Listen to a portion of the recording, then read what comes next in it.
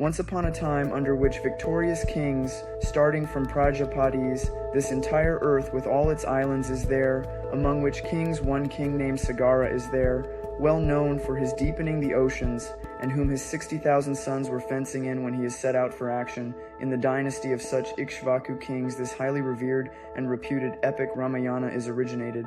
Being such a legend, we too wish to relate this Ramayana entirely and completely from the beginning, which is endowed with the values and means of probity, prosperity, and pleasure-seeking.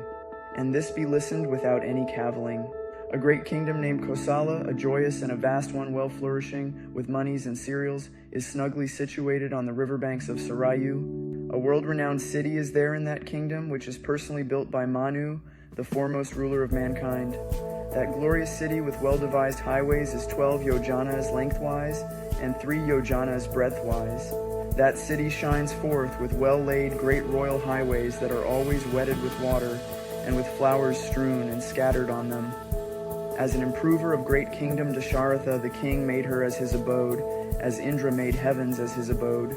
That city is surrounded with gateways and archways. The front yards of buildings are well laid. It is lodges all kinds of machinery, weaponry, and craftsmen, and King Dasharatha dwells in such a city. She, that prosperous city, Ayodhya, is muchly crammed with many a eulogist and panegyrist, yet she is highly splendorous, with many a bastion flag and hundreds of batteries of cannons, and Dasharatha dwells therein. That city, Ayodhya, accommodates groups of danseuses and theatrical personnel, and she is surrounded everywhere with the gardens and brakes of mango trees, and her wide fort wall is like her cincture ornament. That Ayodhya is an impassable one for trespassers, or for others invaders, owing to her impassable and profound moats, and she is abounding with horses, camels, likewise with cows and donkeys. With the throngs of provincial kings who come hither to pay dues pervade that city, and she is verily lustrous with residents of various other countries, and with traders too. In such a city Dasharatha dwells.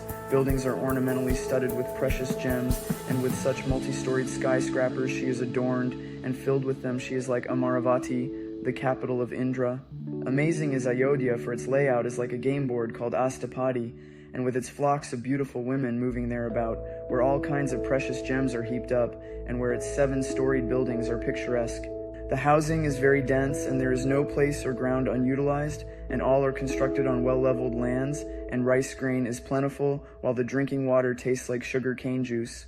That city is sounding with the drum beats of great drums, and with musical rhythm instruments like mridanga, cymbals, and with string instruments like veena, etc., and on earth she is uniquely the best city. Ayodhya is like a hovering space station attained by sages by their ascesis, and its edifices are well planned, and it is teeming with best people. They, the skillful archers of that Ayodhya, will not kill a lone one with their arrows, one that does not have either a predecessor or a successor in his family, a fleeing one, or by listening to the sound of the target, as is done in sonic archery, and their skills, acumen, and handiness are thus benevolent. They kill the fattened and roaring lions, tigers, and wild boars with the might of their sharp weaponry, or even with the might of their own arms alone. With that kind of thousands of archers, and with speediest chariot warriors, she that Ayodhya is filled with, and King Dasharatha made his abode in such a city. She that Ayodhya is encompassed with Vedic scholars who always worship the ritual fire by enkindling the 3 kinds of ritual fires continuously. Virtuous Brahmin scholars in Veda S, and their 6 ancillary subjects, and other great souls that are in similitude with great saints, and who are just like sages that are charitable donors, and that abide by the truth.